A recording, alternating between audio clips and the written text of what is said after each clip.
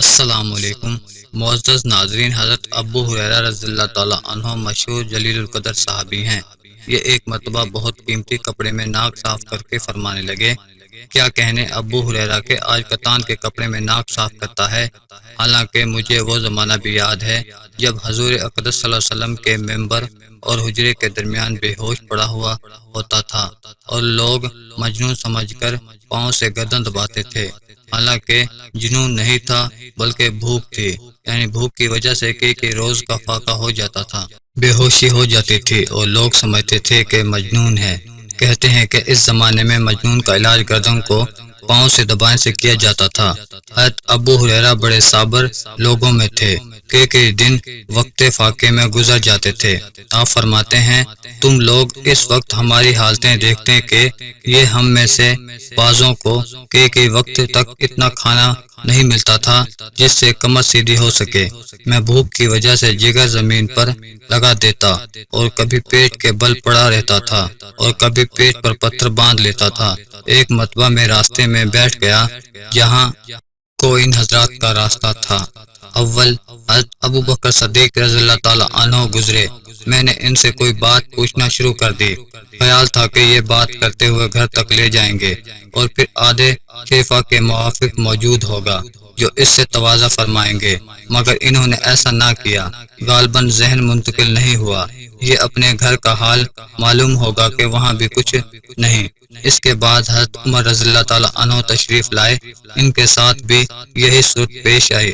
پھر نبی کریم صلی اللہ علیہ وسلم تشریف لائے اور مجھے دیکھ کر مسکرائے اور میری حالت اور غرض سمجھ کے اور ارشاد فرمایا، ابو ہریرہ میرے ساتھ آؤ۔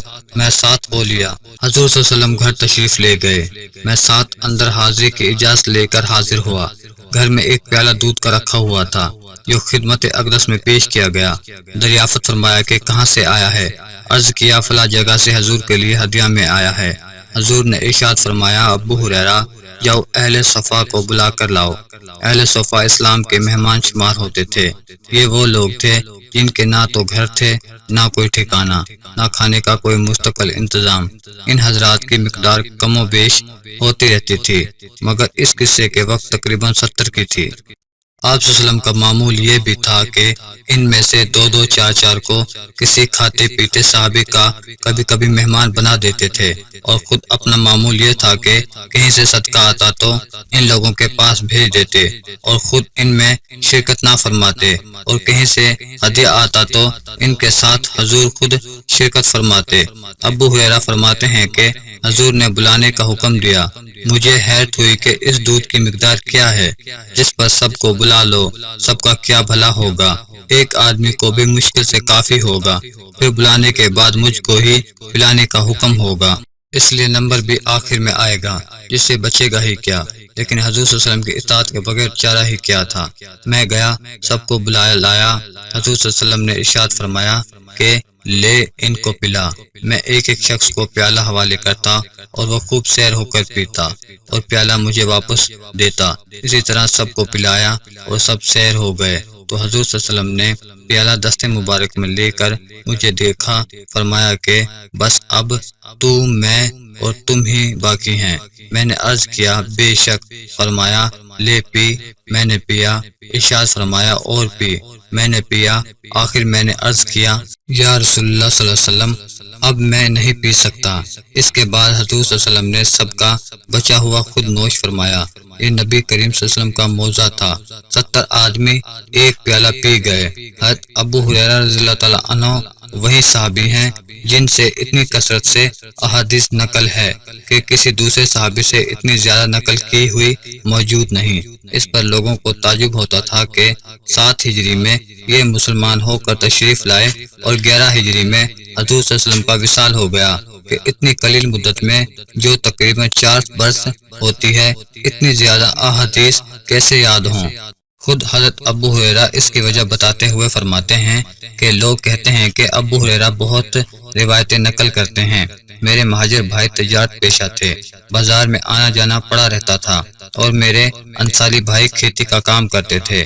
اس کی مشغولی ان کو درپیش رہتی تھی، اور ابو ہریرہ اصحاب صفا کے مساکین میں سے ایک مسکین تھے جو حضور صلی اللہ علیہ وسلم کی خدمت اقدس میں جو کچھ کھانے کو مل جاتا تھا اس پر قناعت قرار رہتا تھا، ایسے وقت میں موجود ہوتا تھا جس میں وہ نہیں ہوتے تھے، اور ایسی چیزیں یاد کر لیتا تھا جن کو وہ یاد نہیں کر سکتے تھے۔ ایک مرتبہ میں نے حضور صلی اللہ علیہ وسلم سے حافظے کی شکایت کی۔ حضور صلی اللہ علیہ وسلم نے فرمایا چادر بچھا۔ میں نے چادر بچھائی، حضور نے دونوں ہاتھوں سے اس میں سے کچھ اشارہ فرمایا، اس کے بعد فرمایا اس چادر کو لے۔ میں نے اسے اپنے سینے سے لگا لیا، اس کے واسطے کوئی چیز نہیں بھولا۔ حضرت ابو ہریرہ کے متعلق ابن جوزی نے لکھا ہے کہ 5374 احادیث میں مروی ہے کہ ایک مرتبہ حضرت ابو ہریرہ رضی اللہ تعالیٰ عنہ نے جنازے کے متعلق ایک حدیث بیان کی کہ حضور اقدس صلی اللہ علیہ وسلم کا ارشاد ہے جو شخص جنازے کی نماز پڑھ کر واپس آ جائے اس کو 1 قرات ثواب ملتا ہے، اور جو دفن تک شریک رہے اس کو 2 قرات ثواب ملتا ہے، اور 1 قرات کی مقدار احد کے پہاڑ سے بھی زیادہ ہے۔ حضرت عبداللہ بن عمر رضی اللہ تعالیٰ عنہ کو اس حدیث میں شک ہوا۔ انہوں نے فرمایا ابو ہریرہ سوچ کر کہو۔ ان کو غصہ آ گیا، سیدھے حضرت عائشہ رضی اللہ تعالیٰ عنہ کے پاس جا کر عرض کیا کہ میں آپ کو قسم دے کر پوچھتا ہوں کہ یہ قرات والی حدیث آپ نے حضور سے سنی؟ انہوں نے فرمایا ہاں سنی ہے۔ حضرت ابو ہریرہ فرمانے لگے کہ مجھے حضور کے زمانے میں نہ تو باغ میں کوئی درخت لگانا تھا نہ بازار میں مال بیچنا تھا، میں تو حضور کے دربار میں پڑا رہتا تھا اور صرف یہ کام کرتا تھا کہ کوئی بات یاد کرنے کو مل جائے یا کچھ کھانے کو مل جائے۔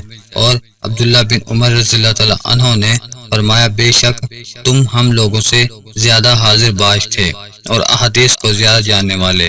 اس کے بعد ابو ہریرہ رضی اللہ تعالیٰ عنہ کہتے ہیں کہ میں نے 12,000 مرتبہ روزانہ استغفار پڑھتا ہوں۔